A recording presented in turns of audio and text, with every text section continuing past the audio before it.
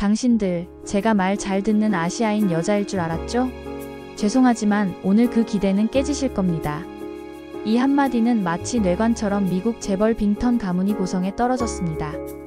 단 3일 만에 5억 달러 계약을 찢어버린 한국인 여성 CEO, 김다나. 월스트리트가 패닉에 빠지고 전 세계 언론이 그녀의 이름을 머리기사로 뽑은 그날의 이야기 지금부터 시작합니다.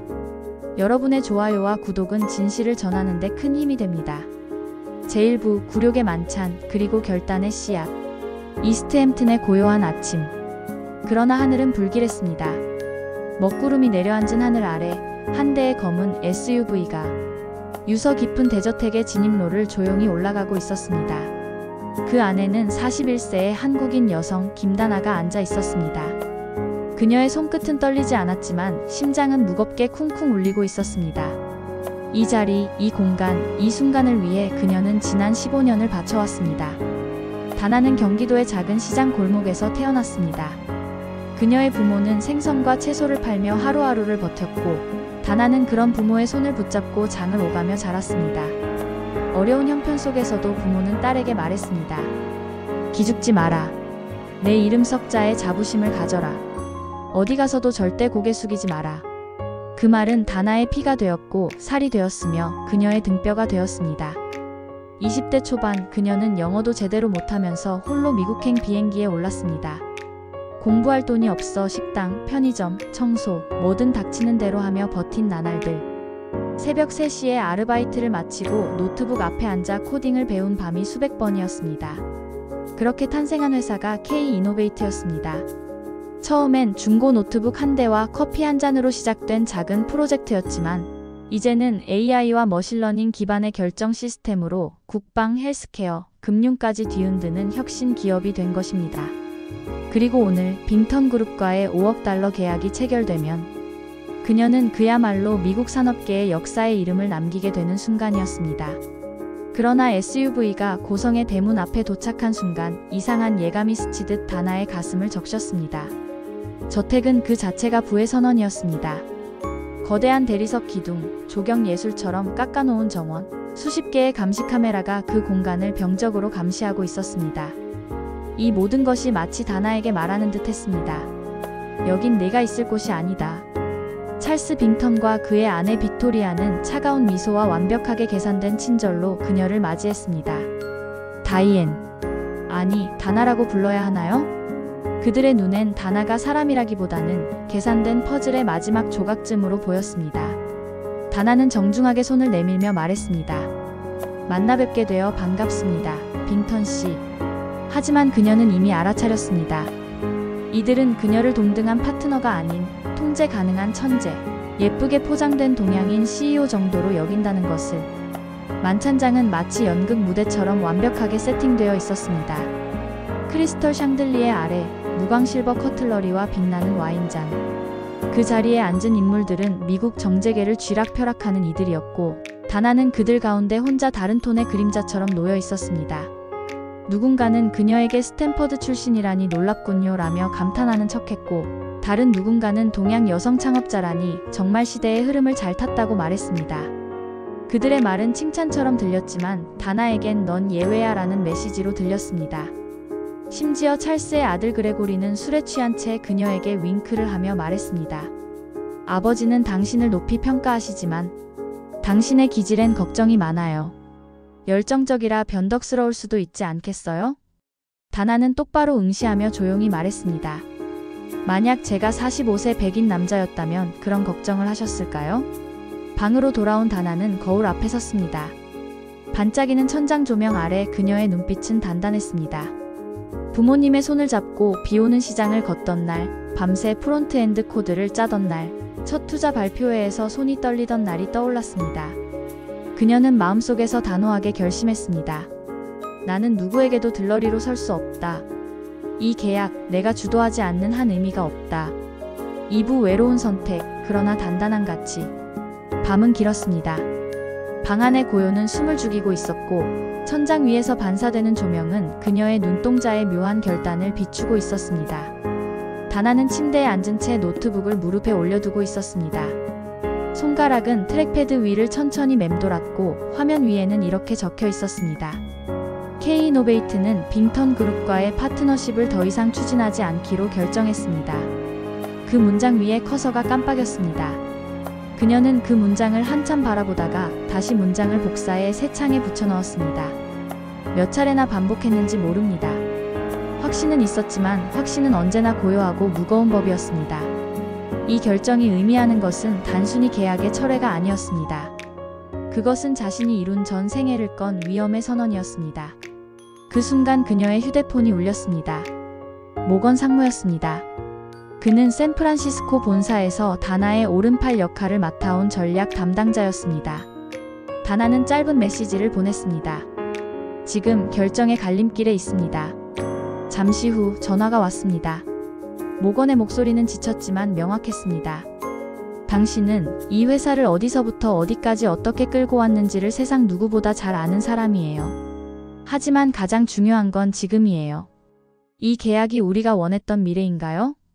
그녀는 고개를 저었습니다. 아무도 보지 않았지만 그녀의 머리는 확신으로 움직였습니다. 아니요. 우리가 원했던 건 단순히 더 커지는 것이 아니라 더 깊어지는 것이었어요. 그날 밤 그녀는 잠들지 못했습니다. 침대 가장자리에 앉아 방안을 바라보았습니다. 빅토리아가 말했던 사적인 공간은 사실상 격리된 공간이었습니다. 그녀가 이 저택 안에서 유일한 동양인, 유일한 여성 CEO라는 사실이 의도적으로 배치된 듯 했습니다. 다시 떠오르는 건 그레고리의 말이었습니다. 열정이란 변덕으로 바뀌기 쉽죠. 그 말은 다나의 머릿속을 파고들었습니다. 하지만 동시에 그녀의 내면을 자극했습니다. 어린 시절 시장 바닥에 주저앉은 어머니가 외치던 한마디가 떠올랐습니다. 사람이 무시당하는 건 못 배워서가 아니라 침묵했기 때문이야. 그녀는 그 침묵을 끊기로 마음먹었습니다. 이메일을 열고 기자 명단을 수집했습니다. 그리고 K-이노베이트 대회 발표용 성명서를 하나하나 작성해 나갔습니다. 잠시 후 도어벨 소리가 들렸습니다. 예상보다 이른 방문자. 그녀는 문을 열었고 믿기 어렵게도 모건 상무가 서 있었습니다. 대표님, 지금 당신에겐 전략이 아니라 사람이 필요하다고 느꼈어요. 그래서 날아왔어요. 그녀는 목건을 껴안았습니다. 짧고 강한 포옹이었습니다. 그리고 다시 방에 돌아와 둘은 함께 최종 발표문을 다듬기 시작했습니다. 발표문 첫 문장은 이렇게 시작됐습니다. 우리는 우리 자신을 팔기 위해 사업을 하지 않습니다. 우리는 더 나은 세상을 세우기 위해 존재합니다. 그 말은 사실 다나가 7년 전 처음 K-이노베이트를 만들 때 스케치북 한 구석에 적어두었던 문장이었습니다. 지금에서야 그 문장이 현실이 되려 하고 있었습니다. 다음날 아침 저택의 응접실에서 그녀는 빙턴 부부 앞에 섰습니다. 다나는 흔들림 없는 눈빛으로 말했습니다. 이 계약 철회하겠습니다. 찰스의 입술이 굳었습니다. 빅토리아는 미묘하게 입꼬리를 움직였습니다. 김 대표, 너무 감정적으로 받아들이는 건 아닌가요? 다나는 조용히 말했습니다. 이건 감정이 아니라 원칙의 문제입니다. 이 방에서 나는 파트너로 대우받지 못했습니다. 대신 포트폴리오의 색감을 맞추는 요소처럼 느껴졌습니다. 그 정도의 돈이라면 제 회사를 팔 순 없습니다. 그녀의 말은 방 안을 울렸습니다. 그리고 찰스는 아무 말도 하지 못했습니다. 대신 조용히 고개를 끄덕였습니다. 그들의 세계에선 보기 드문 패배의 수긍이었습니다. 방으로 돌아온 다나는 노트북을 열고 최종 확인을 거쳐 언론 배포용 이메일의 버튼을 눌렀습니다. 전송. 그 순간 그녀의 눈엔 눈물이 맺혔지만 그것은 후회의 눈물이 아니었습니다. 그것은 자존을 지킨 이가 흘리는 찬란한 눈물이었습니다. 그리고 이 결정은 단순한 철회가 아니었습니다. 그것은 새로운 시작이었습니다. 이제 세상은 그녀의 결정을 어떻게 받아들일 것인가? 다나는 미소를 지었습니다. 그녀는 알고 있었습니다. 어떤 결단은 단순히 회사를 위한 것이 아니라 세상을 바꾸기 위한 것임을. 3부 연대와 반향, 그리고 새로운 제안들. 다나의 기자회견이 끝난 직후 뉴욕타임즈는 헤드라인을 바꿨습니다. 한국인 여성 CEO, 5억 달러를 거절하다, 단 하나의 이유로. 그날 저녁 블룸버그의 비즈니스 채널은 생방송 긴급 토론을 편성했고 CNN은 그녀의 연설 클립을 3번 반복해서 방송했습니다. 그리고 다나는 알았습니다. 그녀의 조용한 결단이 이제 세상의 울림이 되었다는 것을. 팔로알토 본사로 돌아온 그녀를 기다리고 있던 건 의외의 장면이었습니다. K-이노베이트의 직원들은 자발적으로 회의실 벽에 커다란 문구를 붙여두었습니다. 우리는 구걸하지 않는다. 우리는 세운다. 모건 상무는 이 장면을 보고 말했습니다. 대표님, 당신이 지킨 건 회사 하나가 아니라 모두의 자존입니다. 그녀가 지킨 것은 단지 자존이 아니었습니다. 그것은 기업 문화였고 리더십이었으며 무엇보다도 보이지 않던 사람들에게 보여주는 가능성이었습니다. 어느 날 밤 그녀의 이메일로 한 통의 메시지가 도착했습니다. 익명의 발신자. 그는 자신을 실리콘밸리의 2년차 개발자라고 소개하며 이렇게 썼습니다. 그날 당신이 말했을 때 저는 처음으로 제 이름을 말할 용기가 생겼습니다. 나도 창업할 수 있을 거란 생각이 들었습니다. 다나는 그 이메일을 프린트해 책상에 붙였습니다. 그것은 상장이었고 상처를 덮는 붕대였으며 다음으로 나아가야 할 방향이기도 했습니다. 그리고 바뀐 건 비단 K-이노베이트만이 아니었습니다. 빙턴그룹은 외부 법무팀을 통해 불행한 오해였다는 공식 입장을 냈지만 이미 대중의 눈은 냉랭해졌습니다. 그레고리 빙턴의 대학 시절 인종차별적 트윗이 다시 회자되었고 빅토리아 빙턴이 과거 자선 행사에서 했던 문화 다양성은 브랜드 장식이라는 발언까지 수면 위로 떠올랐습니다. 그들의 세계는 균열을 겪기 시작한 것이었습니다. 그 사이 다나의 주변에는 새로운 얼굴들이 나타났습니다.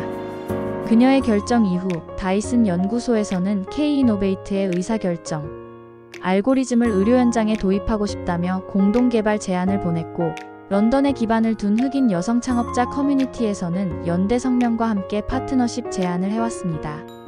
심지어 중동의 어느 연구기금단체는 기술은 사람을 위한 것이며 당신은 그것을 지켰다며 기술윤리포럼의 연사로 초청하기도 했습니다. 모건 상무는 말했습니다. 우린 지금 전혀 새로운 시장을 열고 있어요. 예전에 우리가 아무리 뛰어난 기술을 가지고 있었다 해도 지금의 우리는 신뢰를 갖게 되었어요. 진짜 자산이 생긴 거죠. 한편 다나는 내부적으로 K-이노베이트의 문화를 바꾸기 위한 조치를 취했습니다. 첫 번째로 실행한 것은 내부 리더십 포럼이었습니다. 각 팀의 실무자들이 번갈아가며 의사결정 과정에 참여하도록 하는 시스템이었습니다. 다나는 이렇게 말했습니다.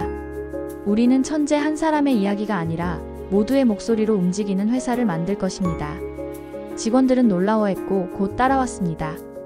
이노베이트의 코드 리뷰는 더 정직해졌고 회의는 더 치열해졌으며 제품은 더 정교해졌습니다. 누구도 눈치 보지 않고 말할 수 있는 회사. 그것은 다나가 가장 처음 꿈꿨던 바로 그 회사였습니다. SNS에서는 김다나 챌린지가 유행처럼 퍼졌습니다. 해시태그 다나처럼, 해시태그 당신의 목소리를 지켜, 해시태그 밥상은 우리가 차린다 같은 해시태그가 쏟아졌습니다. 수많은 여성 창업가, 아시아계 기업가, 비주류 배경을 가진 인재들이 스스로의 경험을 나누며 연대를 선언했습니다. 그것은 다나의 예상조차 뛰어넘는 반향이었습니다. 그녀는 어느 날 조용히 자신의 집 베란다에 앉아 이런 말을 남겼습니다.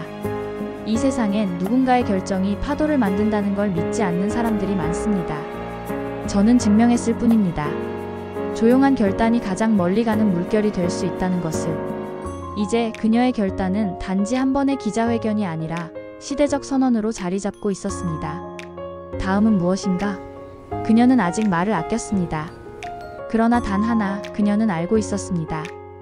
이 길의 끝에는 돈보다 깊은 가치가 있고 그 가치를 지키는 사람들이 더 많은 세상을 만들어가고 있다는 것을.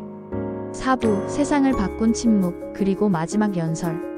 일요일 아침 다나는 평소보다 이른 시간에 눈을 떴습니다. 어젯밤 내린 비로 인해 창밖의 잔디는 짙은 초록빛을 띠고 있었고 하늘은 말갛게 개어 있었습니다.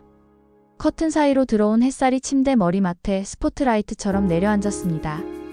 침묵 속에서도 그 빛은 그녀에게 무언가 말하고 있는 듯 했습니다. 오늘은 당신의 목소리를 세상에 들려주는 날입니다. 다나는 조용히 옷을 입었습니다. 검정 슬랙스와 크림색 블라우스, 군더더기 없는 디자인의 재킷, 머리는 낮게 묶고 화장은 최소한으로. 장신구는 없었습니다. 그녀는 오늘 어떤 소리보다 더 크고 명확한 침묵으로 자신의 입장을 전할 생각이었습니다. 모건 상무는 이미 호텔 라운지에 도착해 있었습니다. 그는 다나를 보며 말했습니다. 오늘 우리는 누군가의 질문에 답하러 가는 게 아니에요. 세상의 기준에 다시 물음표를 던지는 겁니다. 기자회견이 열릴 장소는 이스트햄튼 커뮤니티 센터의 다목적 홀. 화려함은 없었지만 투명성과 진정성이라는 단어와 가장 잘 어울리는 공간이었습니다. 다나는 긴장하지 않았습니다. 오히려 평온했습니다. 발표문은 준비되어 있었지만 그녀는 그것을 읽지 않을 예정이었습니다. 가슴 안에 담긴 말이 더 분명했기 때문입니다. 카메라 플래시가 터지기 시작했습니다. 현장엔 CNN, NPR, BBC, NHK까지 각국의 주요 언론이 모여 있었습니다. 그녀는 단상에 올랐습니다. 손에 쥔 건 작은 카드 한 장뿐이었습니다. 그 카드 위엔 단 하나의 문장만이 적혀 있었습니다. 우리는 우리 자신을 팔기 위해 사업을 하지 않습니다. 그녀는 마이크 앞에 섰습니다. 목소리는 떨리지 않았습니다. 오늘 제가 이 자리에 선 이유는 한 가지입니다. 우리의 이름 옆엔 5일. 또 다른 이름이 우리가 지켜온 가치와 일치하지 않는다는 사실을 확인했기 때문입니다. 기자들의 손이 바삐 움직였습니다. 누군가 손을 들었습니다. 다나 대표님, 이 결정은 많은 이들에게 충격이었습니다. 경제적 손실에 대한 두려움은 없으신가요? 다나는 고개를 끄덕였습니다. 물론 두려움은 있습니다. 하지만 제가 더 두려운 건 우리가 원하지 않는 길 위에서 성공하는 것입니다. 그것은 성공이 아니라 타협이며 배신입니다. 또 다른 기자가 물었습니다. 그렇다면 대표님, K-이노베이트는 어떤 미래를 꿈꾸고 있습니까? 그녀는 잠시 숨을 고른 뒤 말했습니다. 기술은 사람을 위한 것이어야 합니다. 우리는 단지 데이터를 처리하는 회사를 만드는 것이 아니라 인간의 결정을 존중하는 시스템을 설계하는 회사입니다. 그리고 그 철학은 돈으로 바꿀 수 있는 것이 아닙니다. 그녀의 말이 끝나자 기자회견장은 일순 정적에 휩싸였습니다. 그리고 곧 박수가 터졌습니다. 짧지만 묵직한 박수였습니다. 그날 오후 그녀의 연설은 수십 개의 언론에서 전 세계로 송출되었습니다. 트위터에서는 해시태그 김다나가 1위를 기록했고 유튜브엔 한국 여성 CEO의 역대급 기자회견이라는 제목으로 영상이 올라왔습니다. 그리고 그 영향은 계속되었습니다. 며칠 뒤 다나는 한 통의 편지를 받았습니다. 편지에는 이렇게 적혀 있었습니다. 당신의 목소리는 나를 깨웠습니다.